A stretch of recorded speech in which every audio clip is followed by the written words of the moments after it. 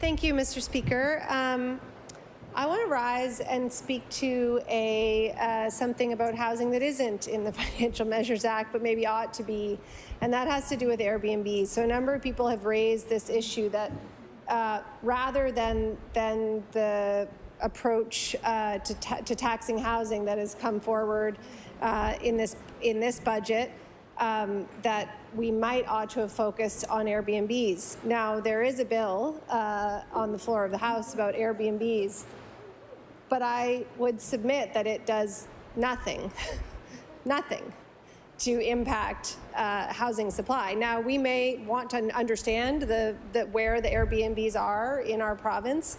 That makes sense, but people who rent out a room in their home were left out of the original amendment to legislation, the Tourism Accommodation Act, for a reason.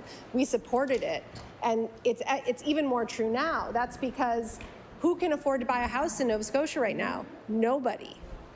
And so if you're lucky enough to be able to buy a house and you need to support yourself by renting out a room, well, that's fine with us. I mean, I think that makes sense.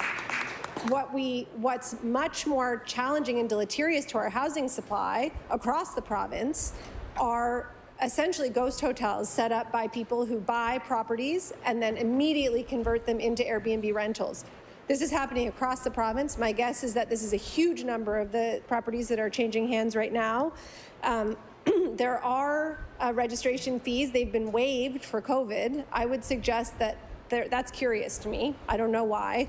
If you're running rental properties at this point, which we know are still being rented, and which impact our housing supply directly, you wouldn't at least charge those nominal rental fees. But further, what we raised when those amendments to the Tourism Accommodation Act first came in is that there's no enforcement. So, in fact, we actually still don't know. We still don't know where all those ghost hotels are because no one's checking up on it. And so, Mr. Speaker, I just want to flag that. We will also speak to that bill when it comes forward, which I don't think is going to be tonight. But if we're talking about action on housing, this is the missing piece. And I know that the government wants to say, oh, and we're bringing in legislation about Airbnbs, but with respect, that legislation, while arguably necessary, doesn't in fact impact the housing market, and this bill is purporting to impact that housing market. Further, I would say that a number of the legislative pieces that have come forward connected to the Financial Measures Act, connected to the budget, that are carrying out the government's program in the budget, rely on this notion of consultation. So we've spoken to people, we will speak to people, and I want to again reiterate my colleague's point that as of tonight, the legislation coming forward, people have less than 12 hours if they want to opine on our energy system, if they want to opine on our official languages, if they want to talk about the Boat Harbour Act and what may be a massive financial liability for Nova Scotia taxpayers.